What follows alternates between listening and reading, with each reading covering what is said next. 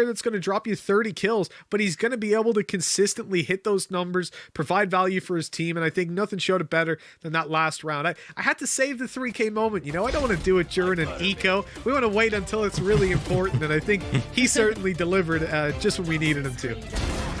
Well, let's talk about consistency, Lothar, because after taking down G2, some people can sort of put that down as you might have just had a good day. But then to do this to OG, how threatening do you think this team is right now, especially in comparison to the rest of Europe? Razor Edge is still, like, I don't think it's on the same level of other teams that are so well prepared on both sides, defense and offense. And I feel like Razor Edge, if they're gonna fix the attacking side, they're gonna be a really force to be reckoned with and one of the best teams in Europe. But right now, it falls a little bit flat on the attack. You know, it's not as convincing on the defense. The defense, monstrous, really well played, also very aggressive. Cena is so convincing on playing the operator, but he needs that economy rolling behind him to be allowed to play like that, right? So they need to chain rounds.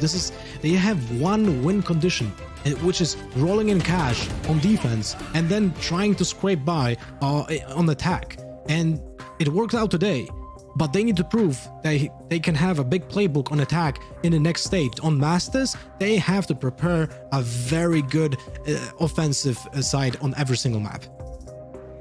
What about OG, Mitch? Because, like you said, it was kind of unexpected that this series went the way that it did. What do you think the issue was there for them and the reason that they weren't quite able to get back into the series? I mean, if you got an hour,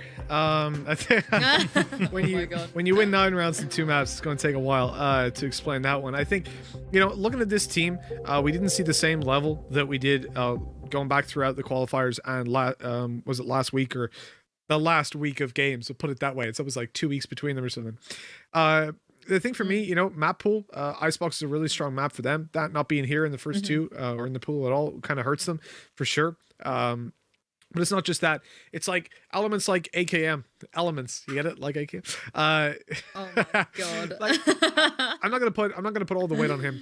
But it's things that we've seen before. Like when I watched Descent back in I think it was last week, it was something that really surprised me was how well they claimed map control off their opponents. They were constantly battling for it, and it was really nice to see them play. And I feel like here, they lost a little bit of that. On their defensive side, they were so passive. They conceded so much control, and nothing said it better for me than the round where they just walled off deep shallow, I suppose, for them, into bathroom so that their opponents could go forward, get the ultimate orbs. And that's something that's very dangerous, to give your opponents that much control. And you could see then that Razor Edge just, they had so much space and they felt like they had the map basically for free in those early stages. I agree with you, Mitch. I do think it's a little bit curious that they didn't pick Icebox. I think that's what I would have expected from them, given how dominant they have been on that map. It is a wintry themed cold map. And speaking of cold, I had to do that segue, but we do have an interview lined up with Bone Cold. Welcome to the show again, Bone Cold. Thanks. It's great to see you. And right off the bat, I wasn't sure if you heard the segment we just did now. Of course, you've been playing the game, but we managed at last with Mitch to pull off a Bone Cold with the 3K. It happened. How do you feel about that? It's pretty nice. I had to go and watch the VOD review with my friends after that, because there's been a lot of memes going on with my friends after that. I've gotten some nice messages, so I'm waiting for that. Well, you did more than just pull off 3Ks today. You had a really, really dominant performance, especially on that bind map. How did you feel with your own performance? Are you happy with the way that you and your team managed to come out swinging today? Oh yeah, I mean, we had really good energy. I think we prepared today really well, and all the positive energy from the team, it just feeds off from me. So when my team's shouting and celebrating every time we win the round or do something nice, it's really nice, and that's what makes my performance go even higher. And sorry, I'm a bit speechless. I'm really happy for the win. That's okay. That's okay. One of the things I wanted to address is that when people who might not be familiar with you or haven't seen you play, sort of look at your team, it's very easy to sort of fall into the trap of, you have CNED on that Jet AWP. He's going to carry. He's going to always, be the top fragger, and he has such a big impact. Now we've seen you guys play on Ascent and Bind, where he wasn't the one that was top fragging, albeit he was also excellent today. How do you feel about that? And how do you feel about the depth of your team right now? Because you're not just relying on CNED. Yeah, so like everyone in our team knows that CNED is really talented mechanically. So it's really easy sometimes because CNED just goes on a rampage and the rest of the team doesn't really need to do anything. But there has been officials and scrims where the rest of the team takes up the slack. Like if CNED's not doing so well, there's always some people in the team that will pick up the slack, and that's something really comforting for all of the guys in the team. Lastly, before you go, I just quickly wanted to find out, because you guys haven't played against that many top level teams in Europe. Of course, taking down G2 and now OG has been fantastic. Yeah. But going into Masters, which team are you most looking forward to facing? FPX for sure. We remember it was some qualifiers where they dropped us, and I really want to get the revenge on them. They have, I don't know, they're a really good opponent to play against. They play really structured. They have really talented players as well. I'm really looking forward to play against them. I'm looking forward to you play against them as well. You will get that chance. But before I let you go, I just want to announce that, of course, CNED has won the vote for player of the match. Not gonna lie, Bone Cold, I voted for you. But how do you feel about CNED winning? I mean, it's pretty expected, right? It's pretty expected. The man's a one-man army. Everyone knows it. Well, I'm rooting for you. I believe it. And Masters, Bone Cold, we are going to get you that player of the match vote. And if it'll cost me anything, I will make that happen. Thank you so much for joining us. It's always great to speak to you. And I'm very much looking forward to seeing you back here at Masters. Thank you. It's going to be a pleasure. I hope we meet in Masters again. Thank you very much to Bone Cold. Always great to chat to him. And Mitch, I think he was robbed. I love CNED, and I think CNED is an absolutely fantastic Jet AWPer, and this team really thrives with him on it, but should have been our boy Bone Cold. I agree. I'm there with you. Actually, when you look at first kills to first deaths over the series, CNED was +1, Bone Cold was +3. So, says it all there. Let's get that man the MVP next time, because yeah, like it's always the unsung hero that really wins my heart. Everybody will praise. You look back on the whole of Challengers, it's going to be CNED in a lot of those frag movies. But when you're the guy that's kind of consistently getting those 1 to 2 Ks, carrying the team forward, you're playing the utility, you're not getting as much. No one's going, watch this. Oh, what a good smoke. Like no one's doing that. And so it's kind of a big loss for poor Bonko. We'll get him there eventually. I think as casters, we're going to have a huge task in Valorant to make slots for players like that, because we're going to have support players that are more obviously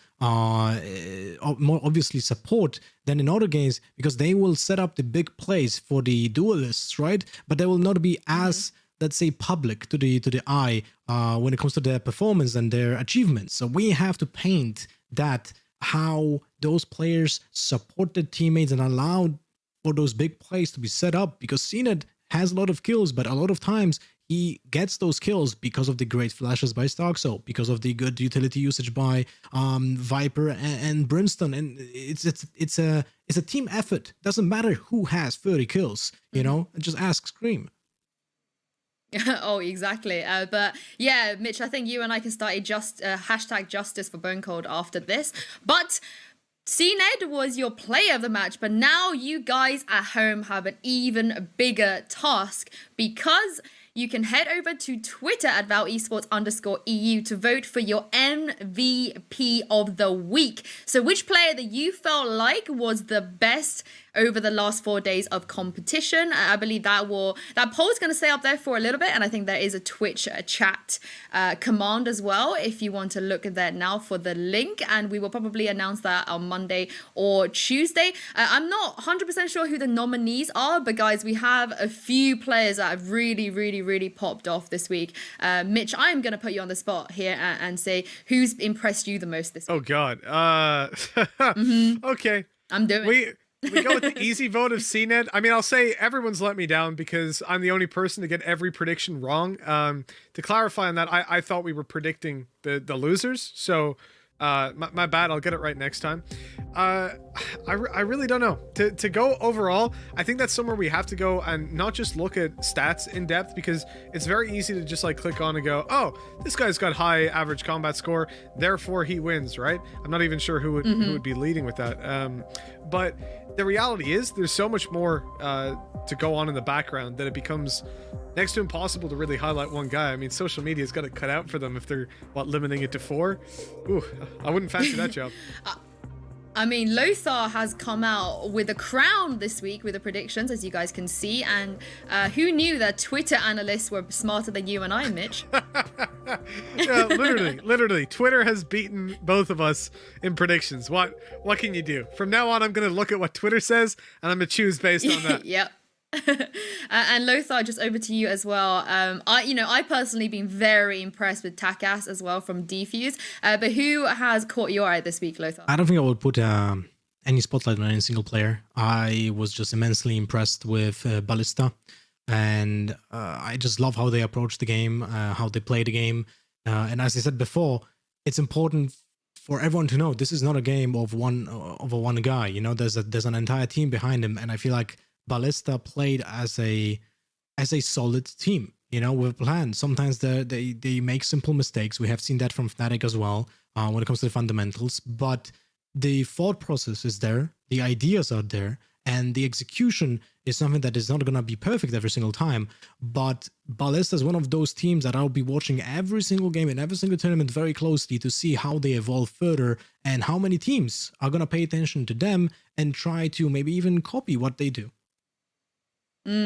Well, guys, we have finally arrived at the end of VALORANT Challengers EU 1. You know, this is just the first stage this year, but we do have the 8 teams now who have qualified for Masters, and honestly, this is not what I expected in the beginning of the competition. So as you guys can see, Alliance, Ninjas in Pajamas, Guild, Defuse, FPX, Team Heretics, Raise Your Edge, and Ballista will be your 8 teams for Masters. Mitch, was this a lineup that you would have expected as well? Had I told you that these were the 8 teams that would make it to Masters 2 months ago? God, no. I mean, we'd be lying to people if we said that this was predicted. I mean, hell, if you ask me what I predict the teams to be here, I'm going to be wrong. We know that. But still, I wouldn't have expected to be in this ballpark. And I'm honestly so grateful to all these EU teams for keeping themselves together. You know, like there was a long period where you couldn't play any top tournaments because they were invite only. Then you come through open qualifiers, but obviously the first week, the second week, you're still facing off against the top 5, top 6 teams when you get to the later stage. So it's pretty tough. But for teams like Ballista, had they not have won today, the vast majority of Europe wouldn't know who they are. And now we're going to see them in Masters. And that just highlights how important it is to have open qualifiers, first of all. How I'd go even further. If we can get double elimination up in here, that'd be fantastic.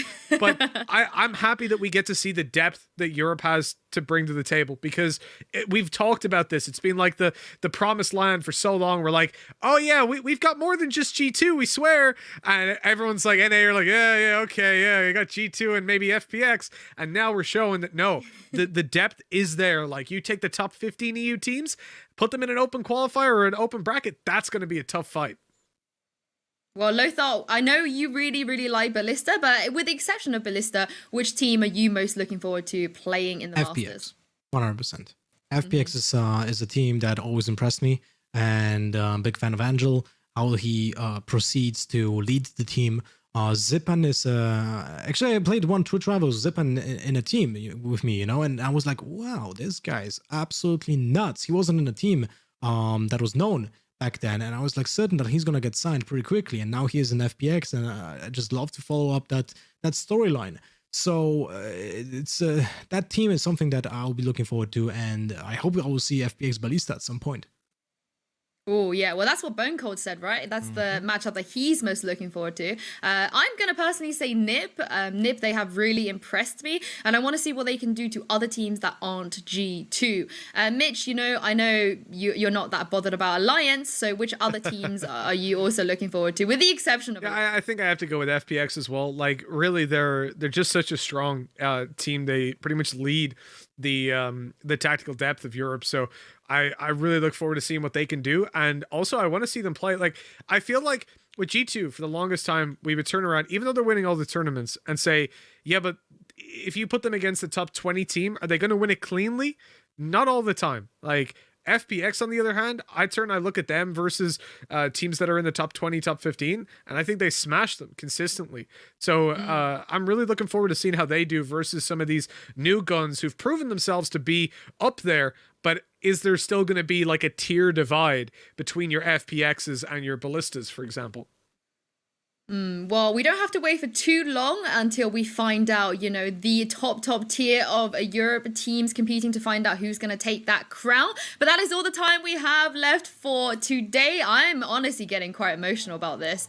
Feels like an end of an era, but thank you so much, Mitch, and thank you so much, Lothar, for joining me and putting up with me. I couldn't have done this without you guys. And of course, thank you to Pansy and Hypoc as well. Thank you to all of you guys for watching at home, and congratulations once again to all of the teams that made it to Masters. And speaking of Masters, we will be back right here for VALORANT Masters 1 on the 12th of March. Guys, write it in your diaries and we'll see you then.